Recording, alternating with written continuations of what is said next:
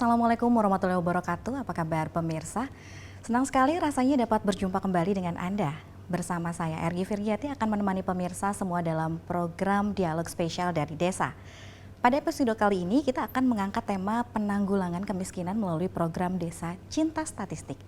Kali ini telah hadir narasumber kita yaitu Kepala Desa Barimbun.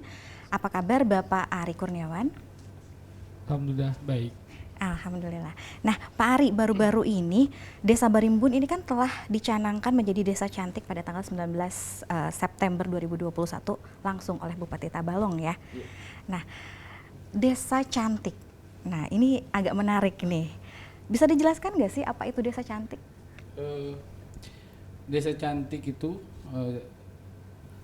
program penguatan data statistik secara nasional yang mana itu dilaksanakan dari pemerintahan terkecil, ya seperti desa kami, Desa Barimbun, sebagai salah satu juga program instruksi langsung dari Pak Presiden, satu data untuk Indonesia. Itu program Desa Cantik.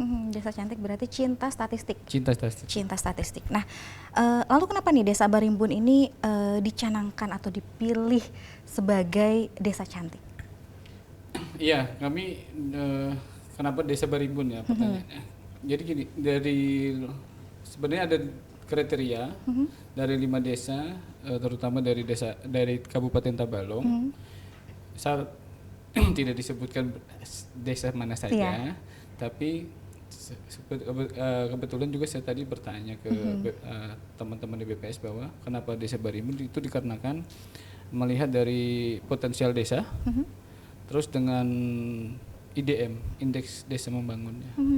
Ya mungkin karena dampak dari program Bupati untuk perkembangan kota yang mana kita tahu ya saat ini masih dalam progres pembangunan jalan dari Islamik menuju ke Tanjung Selatan. Tanjung Baru kalau nggak salah namanya. Mungkin itu. Kalau kenapa kami yang dipilih karena bakal terdampak perkembangan kota Tabalongnya. Nah, apa sih Pak bentuk komitmen dan dukungan serta partisipasi masyarakat Barimbun terhadap statistik? Ya komitmen kami Mbak dari pemerintahan Desa Barimbun serta masyarakat yang ada di Desa Barimbun sangat mendukung dengan kegiatan dari BPS, terutama untuk Desa Cantik tentang statistik, yang mana ini kan satu keuntungan buat kami kepala-kepala desa yang ada di Kabupaten Tabalong. Jadi bisa melihat Mbak kekurangan desa kami di mana dan apa ya program saat ini yang sudah berjalan, apakah itu harus ada pengembangan, kami bisa melihat ini sebagai tolak ukur Mbak. Jadi untuk mengembangkan ke tingkat selanjutnya buat kami ini salah satu bantuan indikator buat kami berpikir untuk bisa mengembangkan desa-desa kami Mbak.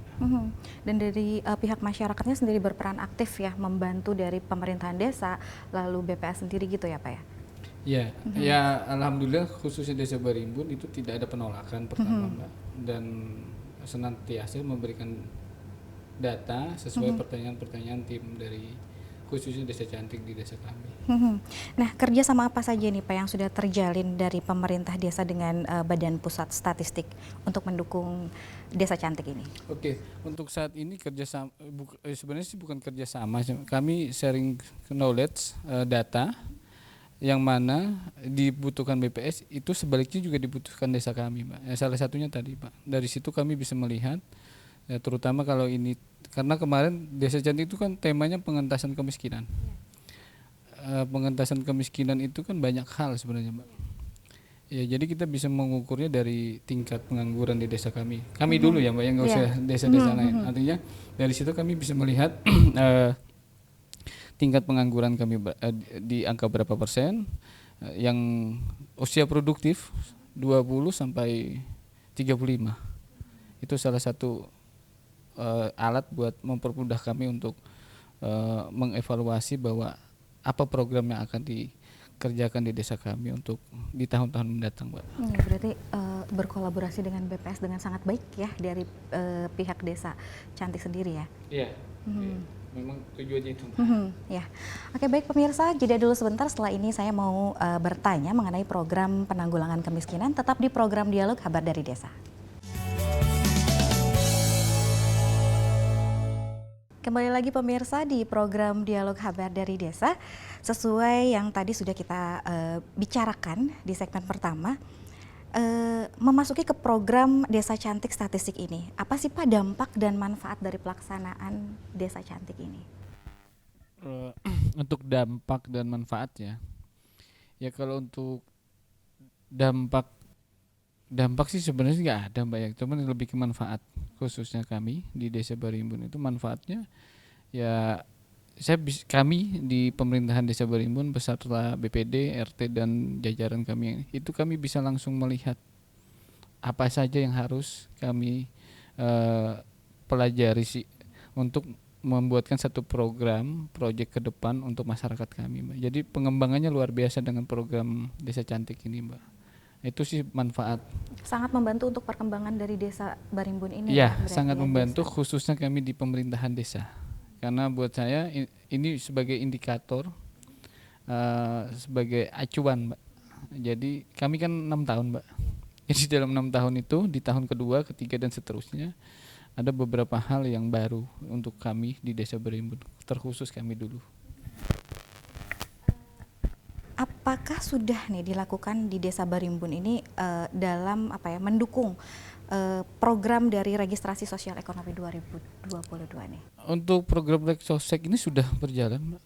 Kami dari Desa Barimbun pun ada warga kami, Pak Sahruni, Mas Ardiansa dengan Mbak Ulfa itu yang saat ini aktif mencacah data yang ya saya udah lihat sudah berjalan sih, tapi belum tahu berapa persen, Mbak, karena ini kan di luar Desa Cantik, Mbak. Nah, dari desa sendiri nih Pak, program pemerintahan desa ini apa aja sih yang dilakukan oleh pemerintah desa untuk penanggulangan dari kemiskinan nih Pak? Oh ya, khusus untuk tahun ini dulu, Mbak ya, karena kami baru dilantik per 31 Desember tahun kemarin. Untuk untuk khususnya Desa Barimbun tahun ini ada beberapa pelatihan seperti tanaman hortikultura. Rencana ke depan juga ada masukan-masukan dari masyarakat terkait masalah budidaya apa istilahnya, kustila pepaya. Ya, itu ada istilah pepaya, saya lupa tuh istilahnya, ada yang saat ini sudah berjalan di daerah keluar lah, Mbak. Nah itu yang mau diminta masyarakat untuk bisa diprogramkan di Desa Barimbun. Berarti jadi salah satu juga program pemberdayaan masyarakat di Desa Barimbun ya Pak? Betul. Ya? Untuk program hortikultura ya? Hortikultura. Iya. Nah Bapak bertanya tentang dana desa nih. Nah, Siap. Alokasi dana desa terkait program penanggulangan kemiskinan ini bagaimana? Apakah sesuai dengan porsinya atau mengalami kekurangan atau gimana nih Pak? Oke. Kalau untuk dana desa ya, khususnya untuk tahun ini itu kan sudah diwajibkan dari PMK kemarin, peraturan menteri itu di 40%, yang mana sudah tersalurkan sampai di sekarang bulan September ya, karena ini belum ada transfer dari pusat ya, jadi untuk yang periode 3 bulan terakhir tahun ini belum, tapi semuanya sudah di Barimbun, nggak ada masalah, alhamdulillah nggak ada masalah. Berarti cukup aja ya untuk kegiatan-kegiatan dari target 40%. Iya. Sudah berjalan ya Pak ya. Selain dari tadi Bapak program pemerintah desa untuk pemberdayaan masyarakat Desa Barimbun, juga adakah program lain Bapak yang akan dicanangkan lagi nih di Desa Barimbun nih?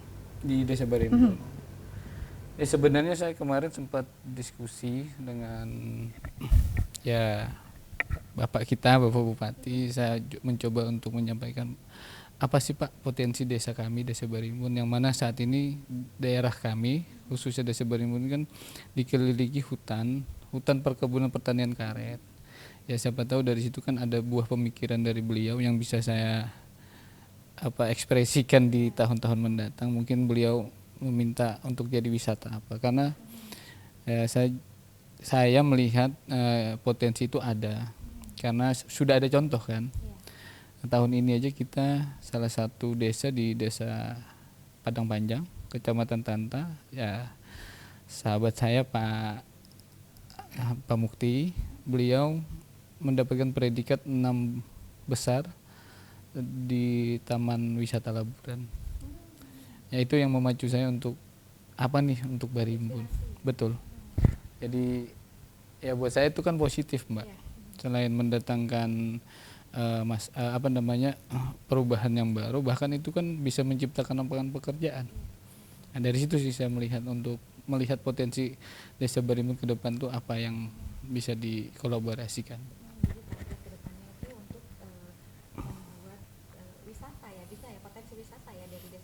Ya, wisata itu kan ada dua, Pak. Wisata alamiah yang buatan, Pak. Desa Taman Wisata Laburan Menanti Laburan itu kan buatan, Mbak, bukan alamiah. Iya. Jadi kan nggak mungkin, Mbak, selama didukung dan support pemerintah maupun dari pihak-pihak terkait yang ada beroperasi di daerah Tabalong. Ya, semoga berjalan Amin. secepatnya. Amin. Jangan kemana-mana pemirsa, kita akan kembali setelah iklan berikut ini. Terima kasih pemirsa, Anda masih setia bersama kami di Dialog.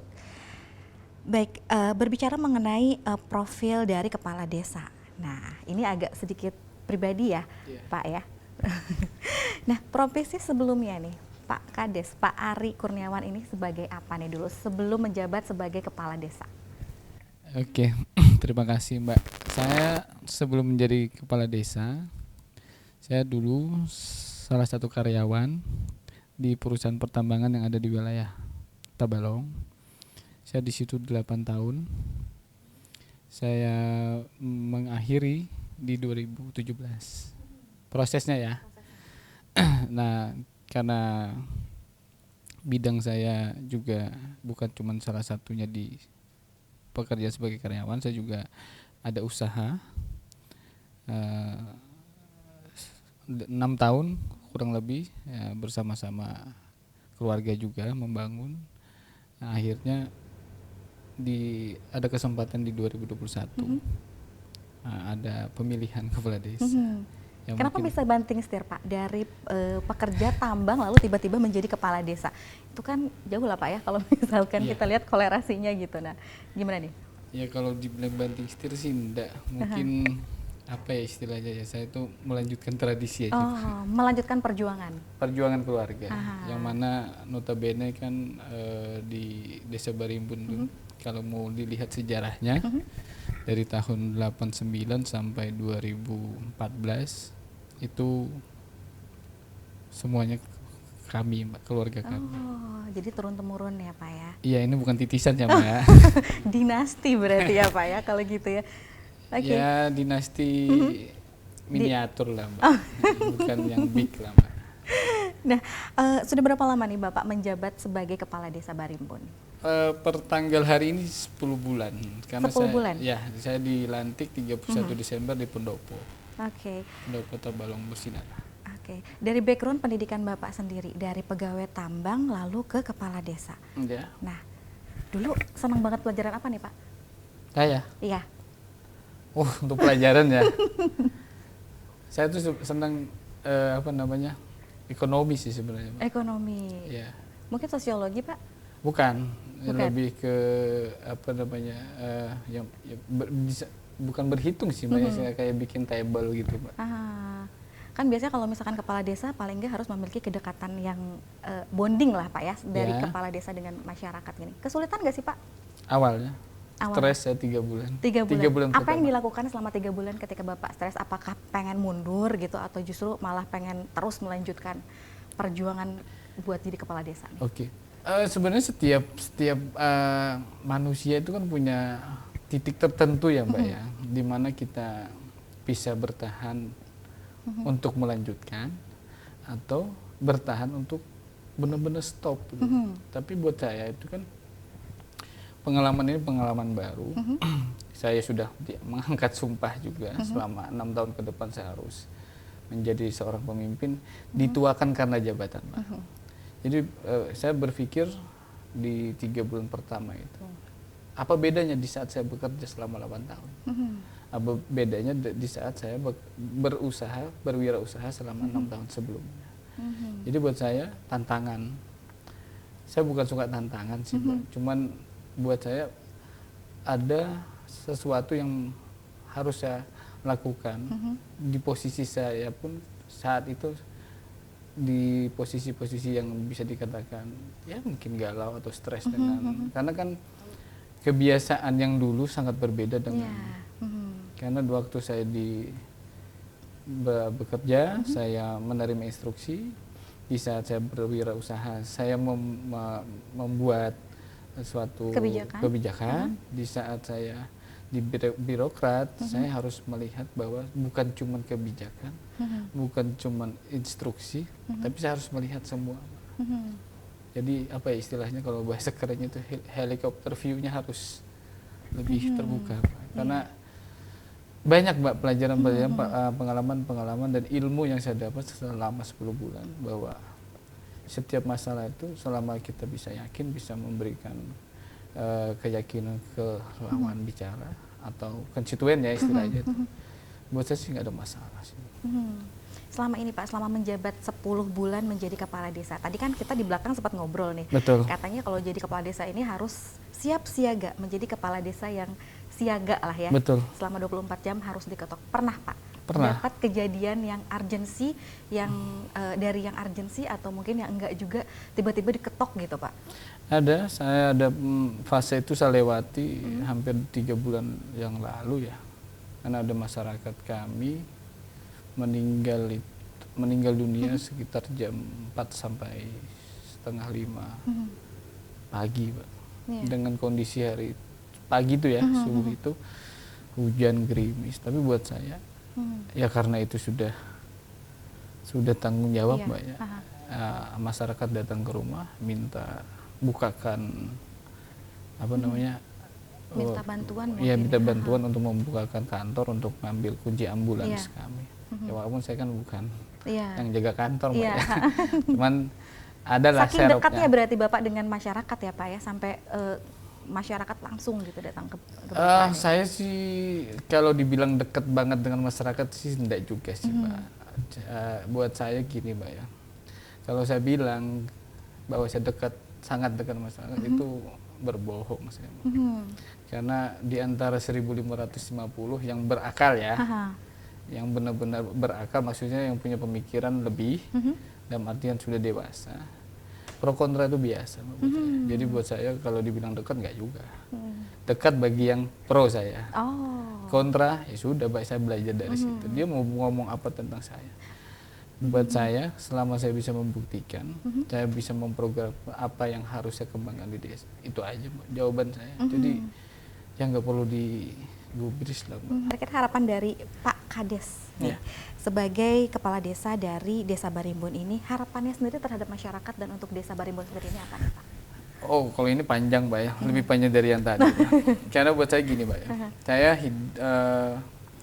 sebagai kepala desa itu kan belajar dari pengalaman-pengalaman yang sudah saya lewati sebelumnya. Karena yang PR paling besar itu paling susah merubah karakter Mbak. Saya mau membuka pemikiran-pemikiran masyarakat, khususnya Desa Barimbun.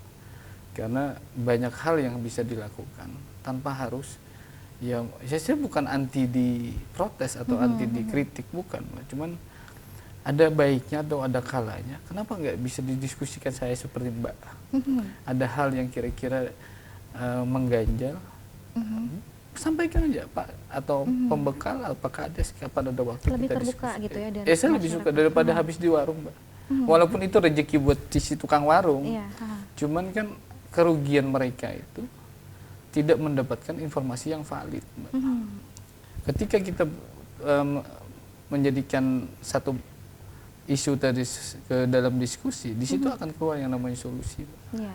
Saya berharap kami di Desa Barimbun ke depannya itu akan lebih kelihatan.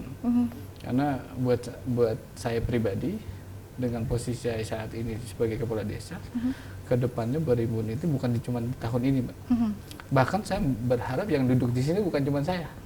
Bisa sekdes saya, bisa kesra saya, bisa TPK Desa Barimbun, ataupun Karang Taruna. Jadi bukan cuma seorang kepala aja yang ditampilkan itu. Kalau harapan saya sih itu, jadi explore semua pemikiran. Ya, terima kasih Bapak. Semoga harapannya bisa terwujud, bisa terrealisasikan. Amin. Baik, tidak terasa obrolan kita kali ini sudah berakhir. Terima kasih sekali lagi kepada Bapak Ari Kurniawan yang telah meluangkan waktunya dalam program Dialog Habat dari Desa. Saya Argi Firgiati bersama kru yang bertugas pamit undur diri. Semoga kita dapat berjumpa kembali minggu depan. Tetap saksikan program Dialog yang dapat diakses melalui aplikasi TV Tabalong serta di kanal YouTube program TV Tabalong. Akhir kata, wassalamualaikum warahmatullahi wabarakatuh.